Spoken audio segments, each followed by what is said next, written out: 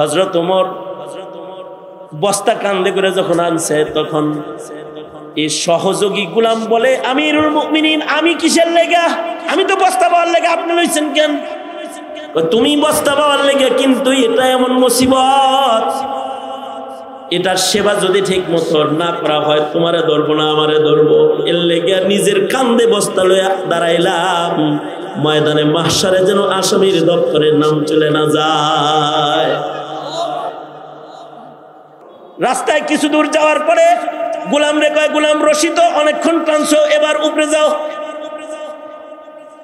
5 mile তুমি, 5 mile আমি, 5 mile হয়ে গেছে, এখন এখানে কেউ নাই, এখানে তুমি আর আমি আর আল্লাহ আছে, কেউ দেখতো না, সমস্যা নেই, উপরে যাও।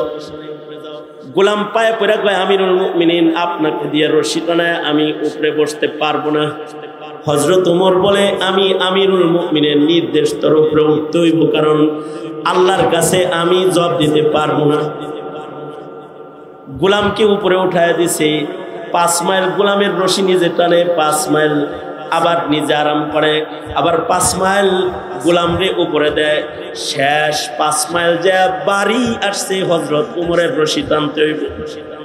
এখন 3 আর মাত্র 5 মাইল বাকি আছে, হযরত ওমরের রশি টানতে হবে আর গোলাম বসবে।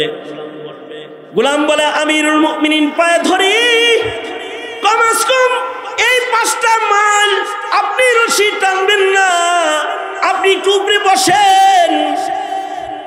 3 জেরুজালেমের নেতারা আপনারা দেখতে আইতেছে। হযরত ওমর বলে, ওরা দেখলে তো কাম হইব না, আল্লাহ ধন লাগবো তো, তুমি উপরে যাও, আমি রশি হাতে। শেষ 5 মাইলও হযরত ওমর রশি হাতে ইনসাফ কায়েম করে মরুভূমিতে হাঁটলেন আর গোলাম রে উপরে বসায়া দিলেন। জেরুজালেম ঢুকতেছে, আর লিডাররা আইসা উটের কাজওয়া বরাবর দাঁড়ায় বলে, আমিরুল মুমিনিন নামেন। গোলাম চোখের পানি ফেলে ফেলে কাঁদতেছে। লোকেরা বলে, আমিরুল মুমিনিন কাঁদেন কেন? নামেন, আমরা আপনার ইস্তেকবালে এসেছি। গোলাম বলে, আল্লাহর কসম, আমি আমিরুল মুমিনিন নই, উটের রশি হাতে যিনি মরুভূমিতে খাড়া আছে, এটা হলো আমিরুল মুমিনিন ওমর। তুমি এই উটের পিঠে কেন? ইনসাফ কায়েম করে 5 মাইল আমি, 5 মাইল উনি, বাইতে বাইতে আসছে, শেষ 5 মাইল উনার বাড়ি পড়ছে। জেরুজালেমের কাফের মুশরিকরা কয়, এইটা সারা মসজিদুল আকসায় ইনসাফ প্রতিষ্ঠা হবে না।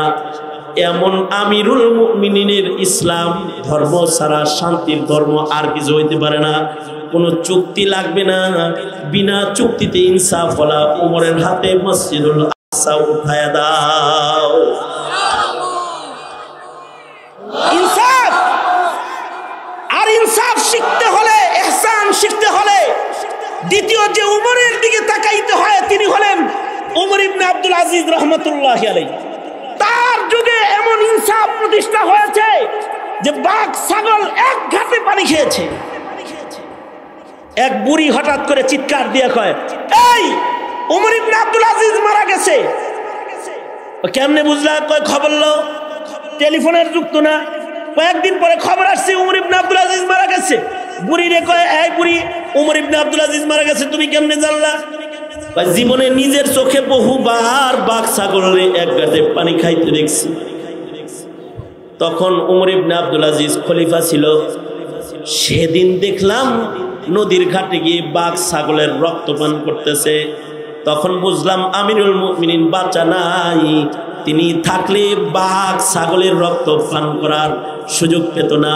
কারণ খলিফা যত ইনসাফওয়ালা হয়, জমিনে তত ইনসাফ বেড়ে যায়। আর খলিফাতুল মুসলিমিন শাসক যখন জালিম হয়ে যায়, তখন ভিক্ষুক মেথর মুচিরাও জালেম হয়ে যায়। আল্লাহর নবী মুহাম্মদুর রাসূলুল্লাহ সাল্লাল্লাহু আলাইহি ওয়াসাল্লাম দাওয়াতি জীবনের প্রথম জীবনে এটা আল্লাহর রসুলের একটা আমল যে মানুষ চলার ভিড়ে আল্লাহর রসুল দাঁড়িয়ে দাঁড়িয়ে কোরআন পড়তেন। হজের সময় মৌসুমুল হজে কাফেররা যখন মক্কায় একত্রিত হইতো, তো আল্লাহর রাসূল সাল্লাল্লাহু আলাইহি ওয়াসাল্লাম মিনা, আরাফা, মুজদালিফা, মক্কা জায়গায় জায়গায় দাঁড়িয়ে দাঁড়িয়ে আল্লাহর রাসূল কোরআন পড়তেন। নবী পাকের কোরআন শুনলে কাফেররা কালেমা পড়ে মুসলমান হয়ে যেত। এই কারণেই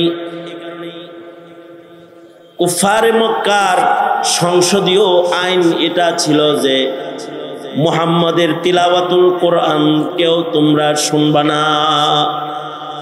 সে যখন কোরআন পড়ে তখন এটা কেউ শুনবা না। প্রয়োজনে কানে আঙ্গুলি দিয়ে রাখবা, হট্টগোল করবা, এটা শুনবা না। কারণ এটা শুনলে দিল বুঝা যাইব, পরে বাপ দাদা বুঝা যাইবা, মুহাম্মাদের পিছে পিছে ঘুরবা সাল্লাল্লাহু আলাইহি ওয়াসাল্লাম। এই কারণে এটা ওরা আইনও করেছিল। এই আইনটা কাফেররা কিয়ামত পর্যন্তই করতে থাকবে, যেন কোরআন না শোনা হয়, কোরআনের আওয়াজ কানে না যায়। এটি আদি যুগ থেকে চলে আসা ইসলাম বিদ্বেষী শক্তির চক্রান্ত, যে মুমিনের কানে কোরআন পৌঁছতে দিবে না। একই কারণে মাহফিলে বাধা, কোরআনের তিলাওয়াত শুনতে বাধা, যে তিলাওয়াত শুনতে দিবে না, ব্যাখ্যা শুনতে দিবে না। কারণ এটা শুনলেই তো মানুষের হৃদয়টার এজাজ, যে আসর করবে হৃদয়ের ভেতরে কোরআনের এজাজ। কোরআনে কারিমের 71টা আয়াত শুনেও কালেমা পড়ে শত শত মানুষ মুসলমান হয়েছে। আমি একটা পরিচিত একটা আয়াত আপনাদের সামনে তিলাওয়াত করেছি, যে আয়াতটা প্রতি শুক্রবারে জুমার নামাজের খুতবার ভেতরে খতিব সাহেবরা আপনাদেরকে শোনায় থাকে, যার ভেতরে আল্লাহর রাসূলের টোটাল মিশন আছে। এই আয়াতে কারিমার মধ্যে সংক্ষিপ্ত সফলতার সবক এটার ভেতরে দেয়া আছে। এই আয়াতকে জুমার নামাজের খুতবার ভেতরে খতিবরা সারা দুনিয়ার মসজিদের মিম্বার থেকে বলতে থাকে। এছাড়াও এক আয়াতের বিশেষ তাসির, যে এই আয়াত শুইনা, আয়াতের তিলাওয়াত শুনে শত শত কাফের আয়াতটা শুইনাই মুসলমান হয়ে গেছে। সূরা নাহলের এই আয়াত যেদিন অবতীর্ণ হয়েছে, আল্লাহর রাসূল সাল্লাল্লাহু আলাইহি ওয়াসাল্লামের উপরে কোরআনের আয়াত অবতীর্ণ হইতেছে, ওই সময় আল্লাহর রাসূলের সামনে বসা আছেন হযরত উসমান ইবনে মাযউন রাদিয়াল্লাহু আনহু। আল্লাহর নবীর উপরে ওহী অবতীর্ণ হইতেছে, আর উসমান ইবনে মাযউন আল্লাহর রাসূলের সামনে বসা। ওহী যখন অবতীর্ণ হতো, আল্লাহর কালাম তো ভারী জিনিস, নবীজির উপরে যখন ওহী নাজিল হইত, বিভিন্ন ধরনের আলামত আল্লাহর রাসূলের উপরে প্রকাশ পাইত। নবীজি যদি বসা থাকতেন তো ঘেমে যেতেন, চলতে থাকলেও আল্লাহর রাসূল ঘেমে যেতেন, ওহীর ভারে আল্লাহর রাসূল ঘেমে যাইতেন। কারণ কোরআনে কারীম তো ভারী জিনিস। একবার আল্লাহর রাসূল সাল্লাল্লাহু আলাইহি ওয়াসাল্লাম হযরত আলীর রানে মাথা দিয়া ঘুমায় রইছেন, শুয়ে রইছেন, আরাম করতেছেন। আর ওই সময় ওহী নাজিল হয়েছে। ওহী নাজিল হওয়ার সাথে সাথে আল্লাহর রাসূলের সার মুবারক এত ওজনদার হয়ে গেছে যে হযরত আলী, শক্তিশালী মানুষ তো হযরত আলী, হযরত আলীকে বলা হয় আসাদুল্লাহ, তিনি হলেন আল্লাহর বাঘ। কিন্তু আল্লাহর রাসূলের সার মুবারক হযরত আলীর রানের উপরে আছে। এমন সময় ওহী নাজিল হয়েছে। হযরত আলী বলেন, মাথাটা এত সময় তো হালকা পাতলা ছিল, যখন নবী পাকের উপরে ওহী অবতীর্ণ হয়েছে তো মাথাটা এত ওজনদার হয়ে গেছে, মনে হয় যেন যে আমি আলীর রানের হাড্ডিগুলো চূর্ণ চূর্ণ হয়ে যাচ্ছে। মনে হয় যেন মক্কার কোনো পাহাড় এনে আমার রানের উপরে রাখা হয়েছে। আল্লাহর কোরআনের ওজন। আল্লাহর রাসূলের উপরে যখন ওহী অবতীর্ণ হইত, আর আল্লাহর রাসূল যদি ওই সময় উটের পিঠে বসা থাকতেন, তো ওহীর ভার, মরুভূমির জাহাজ উট এটা বরদাস্ত করতে পারতো না। উট সাথে সাথে বৈশা পড়তো।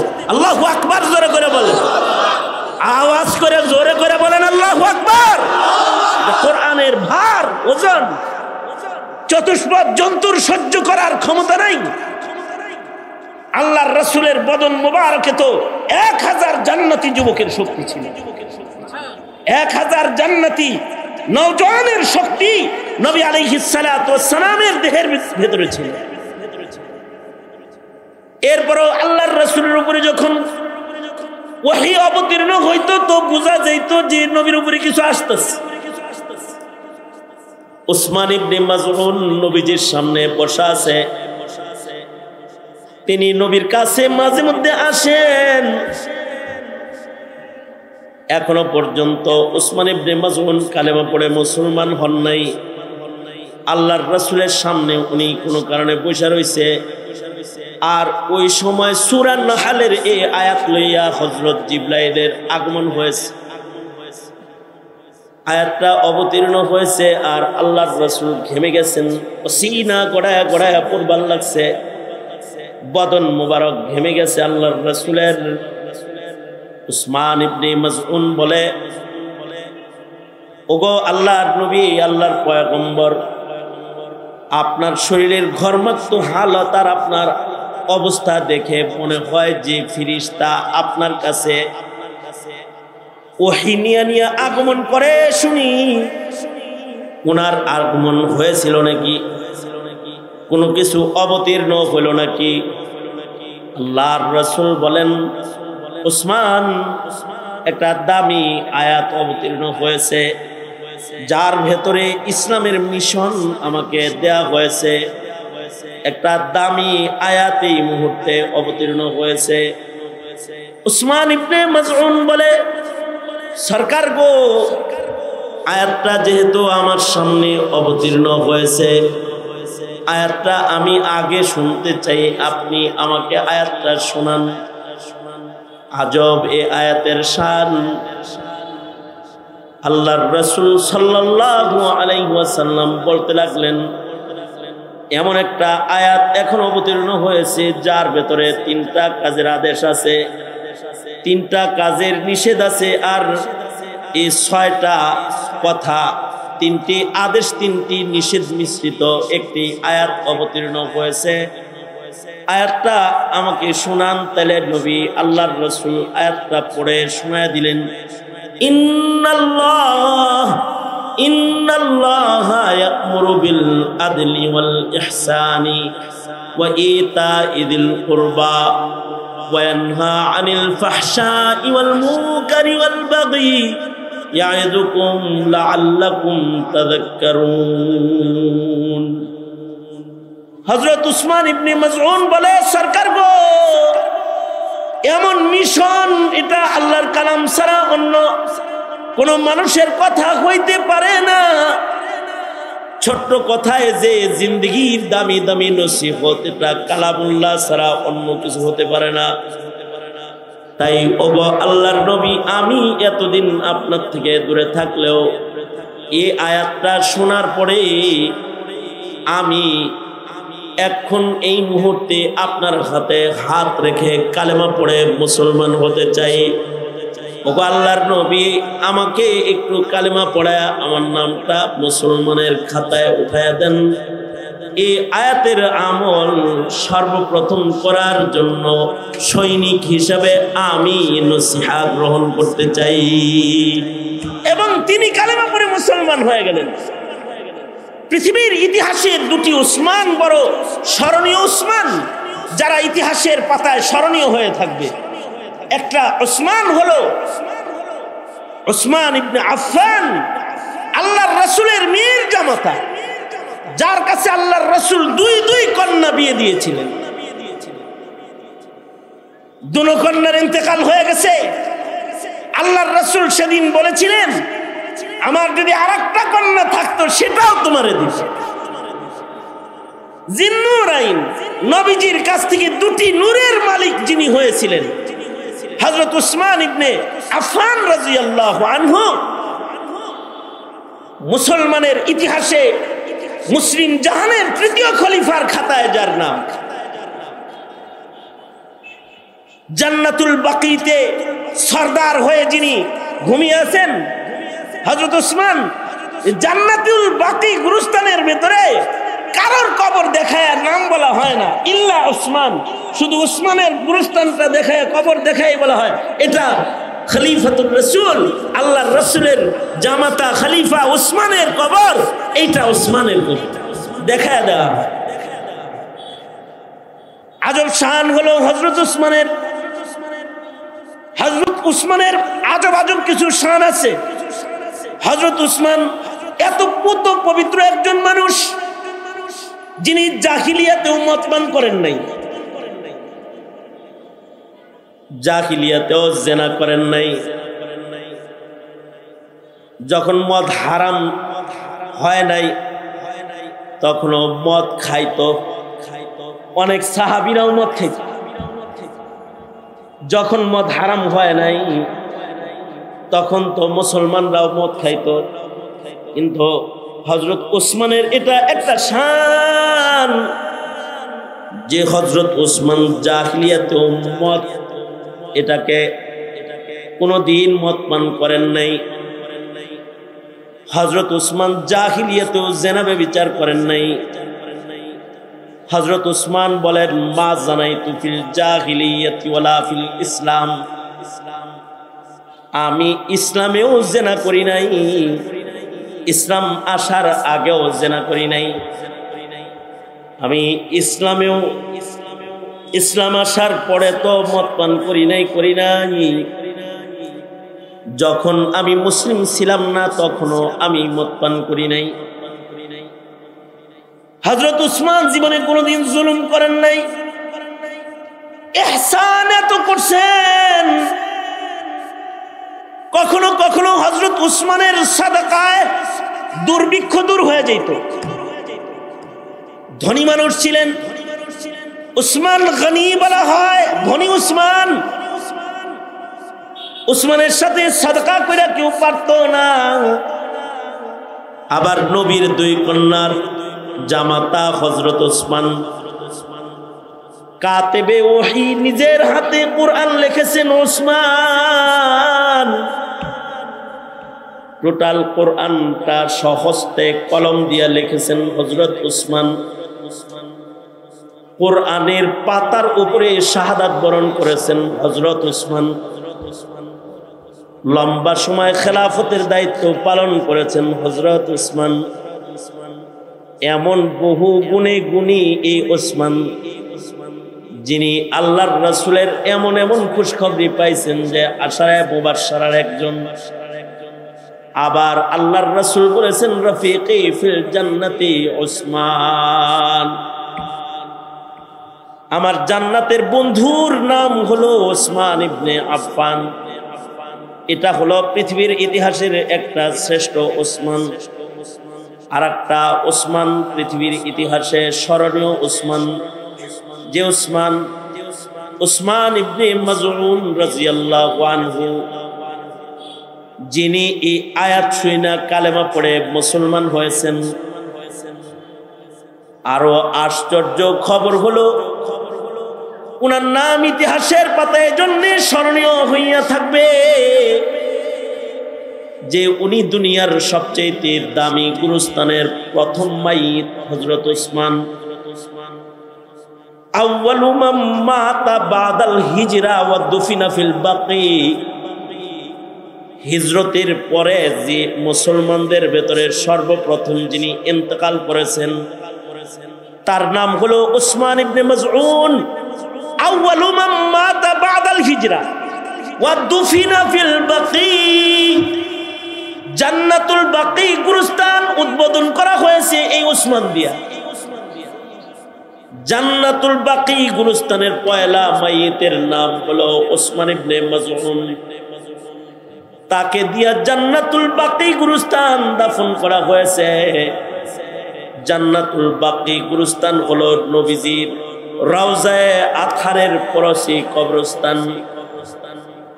কিয়ামত পর্যন্ত এই গুরুস্থানে আল্লাহ তাআলা আযাব দিবেন না, কারণ নবীর বাড়ির কাছের কোন গুরুস্থানে নবীর উম্মতের কবরে আগুন জ্বালায়া আল্লাহ তাআলা নবীজিকে দুঃখ দিবেন না। নবীজির সম্মানে এই গুরুস্থানে আযাব নাই। এই কারণে সাহাবায়ে কেরাম, ওলি বুজুর্গ, তাবেঈন, তাবে তাবেঈন, আইম্মায়ে মুজতাহিদিন, ওলিয়ে কেরাম, মুবাল্লিগে ইসলাম, বুজুর্গানে দিন হিজরত কইরা মদিনায় চলে যায় শুধু এই গুরুস্থানে শোয়ার আশায়। যদি এই গুরুস্থানে শুইয়া যাওয়া যায় তাহলে কবরের আযাব থেকে রেহাই পাওয়া যায়। এবং আল্লাহর রাসূল সাল্লাল্লাহু আলাইহি ওয়াসাল্লাম দাফনের আগেই বলে গেছেন, দাফনের আগে বলে গেছেন যে ইন্তেকালের আগে বলে গেছেন যে আমার কবরে যারা সালাম দিবা তারা বাকিতে যাইবা, জান্নাতুল বাকিতেও তারা সালাম দিবা। এই কারণে রাসূলের রওজায় ঢোকার দরজার নাম হলো বাবুস সালাম, আর বের হওয়ার দরজার নাম হলো বাবুল বাকি। তার মানে হলো যারা রাসূলের সালাম দিলা রওজায় দাঁড়ায়া, তারা বাকির ভিতরেও যাও, কারণ জান্নাতুল বাকি গুরুস্থানের ভিতরেও নবীর সাথীরা ঘুমায় রইছে। শুহাদায়ে উহুদ, সাহাবায়ে কেরাম, ওলিয়ে কেরাম, বুজুর্গানে দিনরা ওখানে ঘুমায় রইছে। ইতিহাস বিখ্যাত ইমাম মালিক ঘুমিয়ে আছেন। ভারতবর্ষের শাইখুল হাদিস, প্রথম শাইখুল হাদিস, শাইখুল হাদিস জাকারিয়া রহমাতুল্লাহি আলাইহি, যার জন্য শাইখুল হাদিস লকবটাকে ওয়াজা করা হয়েছে। শাইখুল হাদিস লকব আগে ছিল না, কিন্তু শাইখুল হাদিস জাকারিয়া রহমাতুল্লাহ আলাইহির সম্মানে শাইখুল হাদিস লকবকে নির্মাণ করা হয়েছে, ওয়াজা করা হয়েছে। শাইখুল হাদিস জাকারিয়া রহমাতুল্লাহি আলাইহি তিনি জান্নাতুল বাকি গুরুস্থানে ঘুমাইবার জন্য হিজরত করে মদিনায় চলে গেছেন। জীবনের শেষ ভাগে মদিনায় অবস্থান করেছেন এবং জান্নাতুল বাকি গুরুস্থানে ঘুমায় রয়েছেন। এ কারণে আশিক মুমিন যারা মদিনায় একবার ঢুকে কোনো সময় অল্প সময়ের জন্য যখন ঢুকে, তখন আশিকিন যারা বলে আল্লাহর কাছে, আল্লাহ গো যাইতে আসি নাই, থাকতে আইছি, দয়া করে যদি মদিনার মাটিতে কবরটা কইরা দিতা, আর যদি জান্নাতুল বাকির গুরুস্থানে আমার কবরটা বানায় দিতা তাহলে আমি ভাগ্যবান হইতাম। দূরে যখন থাকে তখন দোয়া করে, বকিয়ে মুকদ্দাস পে হো মেরি মরকদ, बक़िए मुक़द्दस पे हो मेरी मरक़द, हमेशा रहूं मैं किनारे मदीना, हमेशा रहूं मैं किनारे मदीना, रहे मेरे मस्कन हवाली ये काबा, बने मेरे मदफन दियारे मदीना, बने मेरे मदफन दियारे मदीना।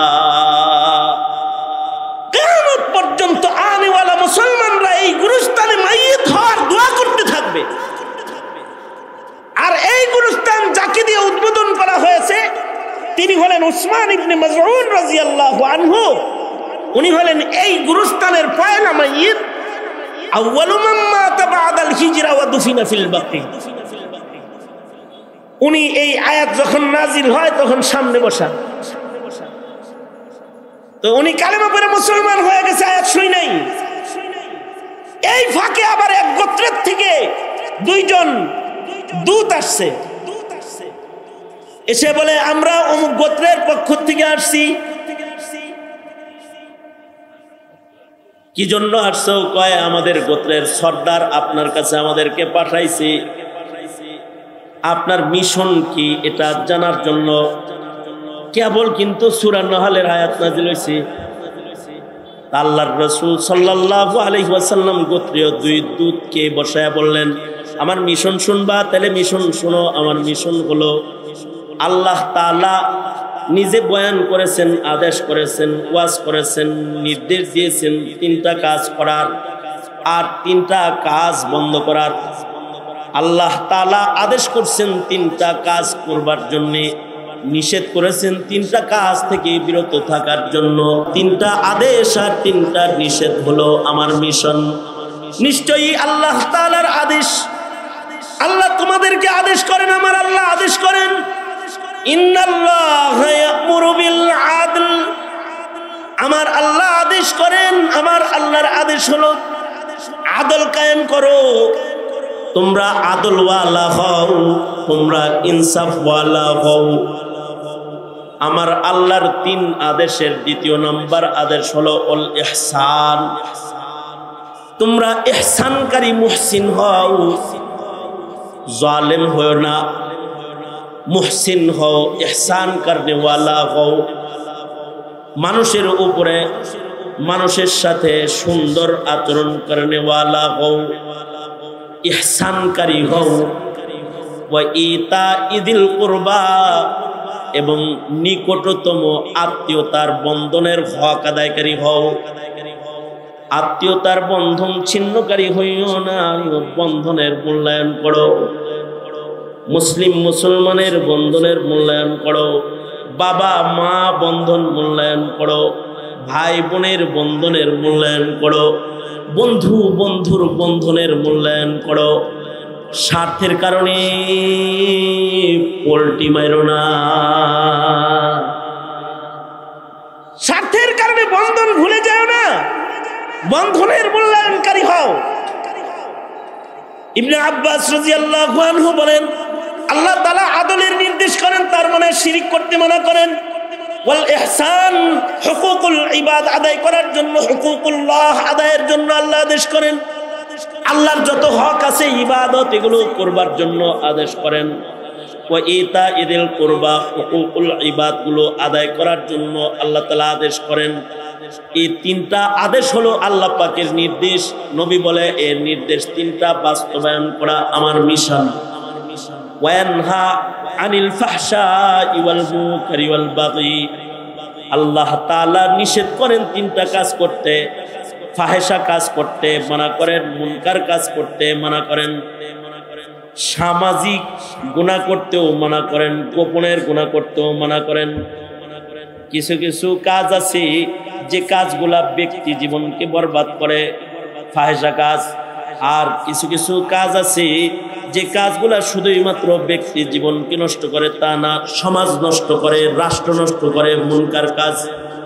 আল্লাহ তাআলা ফাহেশা কাজ করতেও মানা করেছেন, ছোট গুনাহ করতেও মানা করেছেন, বড় গুনাহ করতেও মানা করেছেন।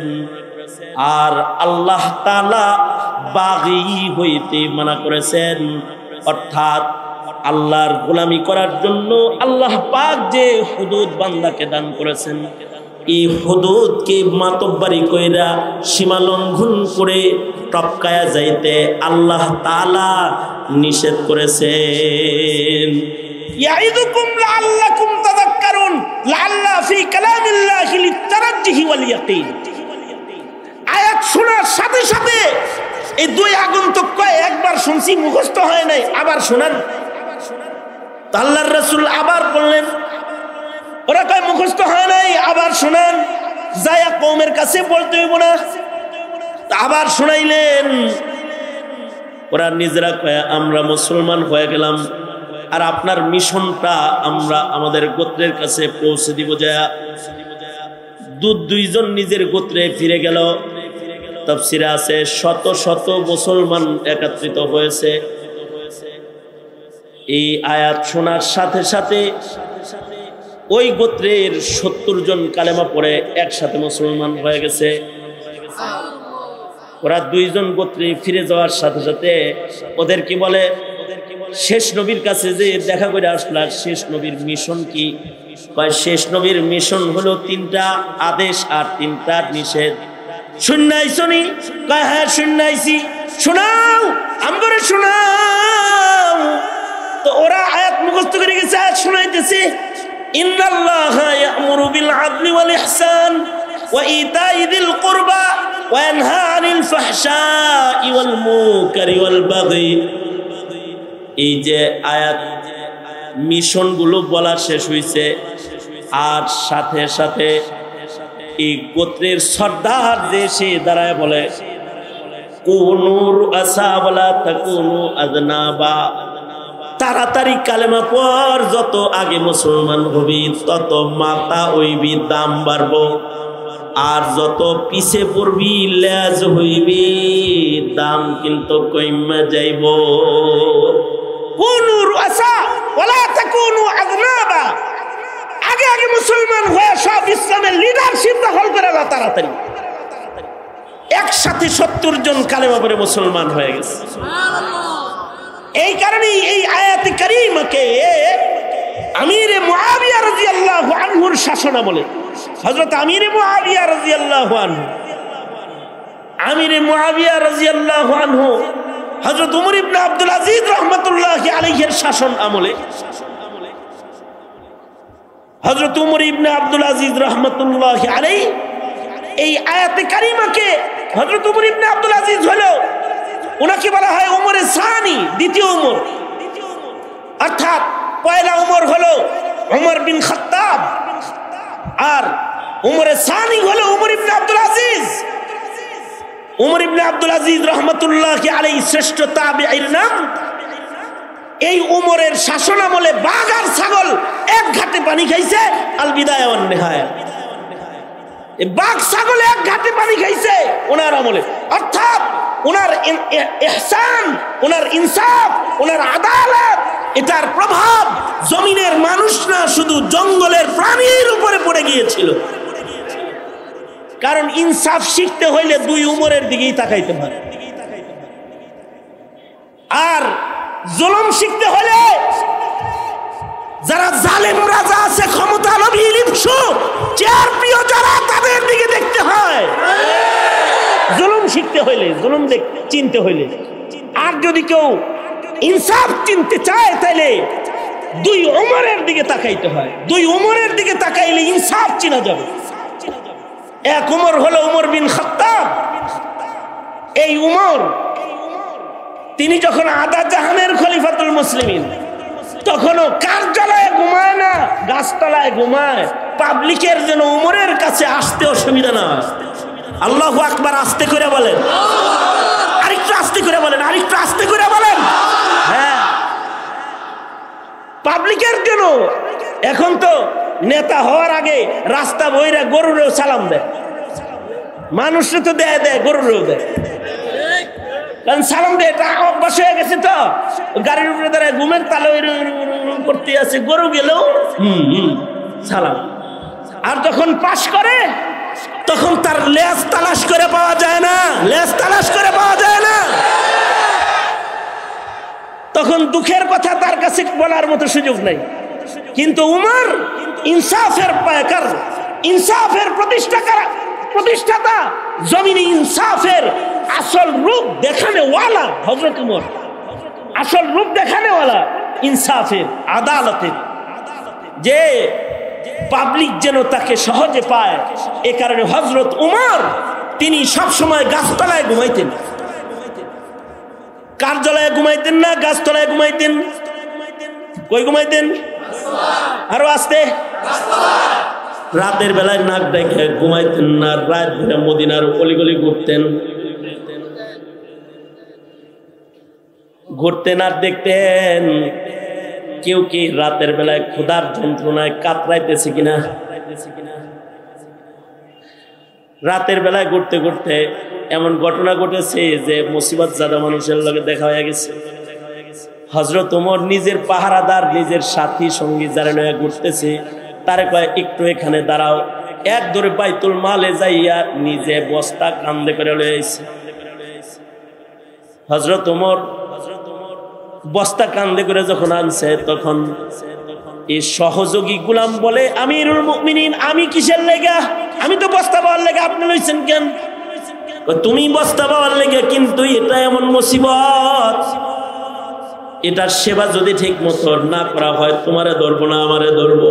এর লেগে নিজের কান্দে বস্তা লইয়া দাঁড়াইলাম, ময়দানে মাহশারে যেন আসামির দপ্তরের নাম চলে না যায়।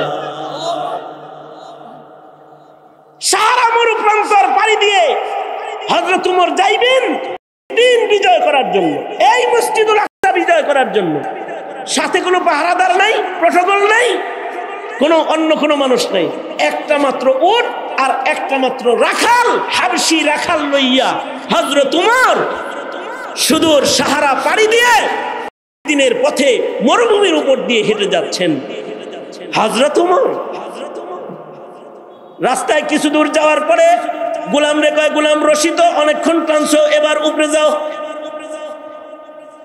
5 মাইল তুমি, 5 মাইল আমি, 5 মাইল হয়ে গেছে, এখন এখানে কেউ নাই, এখানে তুমি আর আমি আর আল্লাহ আছে, কেউ দেখতো না, সমস্যা নেই, উপরে যাও। গোলাম পায়ে পড়ে কয়, আমিরুল মুমিনিন, আপনাকে দিয়ে রশি টানায় আমি উপরে বসতে পারবো না। হযরত ওমর বলে, আমি আমিরুল মুমিনের নির্দেশ তোর উপরে উঠতে হইব, কারণ আল্লাহর কাছে আমি জবাব দিতে পারবো না। গোলামকে উপরে উঠায় দিছে, 5 মাইল গোলামের রশি নিজে টানে, 5 মাইল আবার নিজে আরাম করে, আবার 5 মাইল গোলাম রে উপরে দেয়। শেষ 5 মাইল যে বাড়ি আসছে, হযরত ওমরের রশি টানতে হইব। এখন 3 আর মাত্র 5 মাইল বাকি আছে, হযরত ওমরের রশি টানতে হবে আর গোলাম বসবে। গোলাম বলে, আমিরুল মুমিনিন, পায়ে ধরি, কমস কম এই 5টা মাইল আপনি রশি টানবেন না, আপনি টুকরে বসেন, 3 জেরুজালেমের নেতারা আপনারা দেখতে আইতেছে। হযরত ওমর বলে, ওরা দেখলে তো কাম হইব না, আল্লাহ ধন লাগবো তো, তুমি উপরে যাও, আমি রশি হাতে। শেষ 5 মাইলও হযরত ওমর রশি হাতে ইনসাফ কায়েম করে মরুভূমিতে হাঁটলেন আর গোলাম রে উপরে বসায়া দিলেন। জেরুজালেম ঢুকতেছে, আর লিডাররা আইসা উটের কাজওয়া বরাবর দাঁড়ায় বলে, আমিরুল মুমিনিন নামেন। গোলাম চোখের পানি ফেলে ফেলে কাঁদতেছে। লোকেরা বলে, আমিরুল মুমিনিন কাঁদেন কেন? নামেন, আমরা আপনার ইস্তেকবালে এসেছি। গোলাম বলে, আল্লাহর কসম, আমি আমিরুল মুমিনিন নই, উটের রশি হাতে যিনি মরুভূমিতে খাড়া আছে, এটা হলো আমিরুল মুমিনিন ওমর। তুমি এই উটের পিঠে কেন? ইনসাফ কায়েম করে 5 মাইল আমি, 5 মাইল উনি, বাইটা বাইটা আসছে, শেষ 5 মাইল উনার বাড়ি পড়ছে। জেরুজালেমের কাফের মুশরিকরা কয়, এইটা সারা মসজিদুল আকসায় ইনসাফ প্রতিষ্ঠা হবে না। এমন আমিরুল মুমিনিনের ইসলাম ধর্ম ছাড়া শান্তির ধর্ম আর কিছু হইতে পারে না, কোনো চুক্তি লাগবে না, বিনা চুক্তিতে ইনসাফ হলা। ওমরের হাতে মসজিদুল আকসা উঠায়া দাও। ইনসাফ, আর ইনসাফ শিখতে হলে, ইহসান শিখতে হলে দ্বিতীয় যে ওমরের দিকে তাকাইতে হয়, তিনি হলেন ওমর ইবনে আব্দুল আজিজ রহমতুল্লাহি আলাইহি। তার যুগে এমন ইনসাফ প্রতিষ্ঠা হয়েছে যে বাঘ ছাগল এক ঘাটে পানি খেয়েছে। এক বুড়ি হঠাৎ করে চিৎকার দিয়ে কয়, এই ওমর ইবনে আব্দুল আজিজ মারা গেছে। কেমনে বুঝলা? কয় খবর লো, টেলিফোনের যুক্ত না। কয়েকদিন পরে খবর আসছে ওমর ইবনে আব্দুল আজিজ মারা গেছে। বুড়ি রে কয়, এই বুড়ি, ওমর ইবনে আব্দুল আজিজ মারা গেছে, তুমি কেমনে জানলা? জীবনে নিজের চোখে বহুবার বাঘ ছাগলে এক ঘাটে পানি খাইতে দেখছি। তখন ওমর ইবনে আব্দুল আজিজ খলিফা ছিল। সেদিন দেখলাম নদীর ঘাটে গিয়ে বাঘ ছাগলের রক্ত পান করতেছে। তখন বুঝলাম আমিরুল মুমিনিন বাঁচা নাই, তিনি থাকলে বাঘ ছাগলের রক্ত পান করার সুযোগ পেত না। কারণ খলিফা যত ইনসাফওয়ালা হয়, জমিনে তত ইনসাফ বেড়ে যায়। আর খলিফাতুল মুসলিমিন শাসক যখন জালিম হয়ে যায়, তখন ভিক্ষুক মেথর মুচিরাও জালেম হয়ে যায়।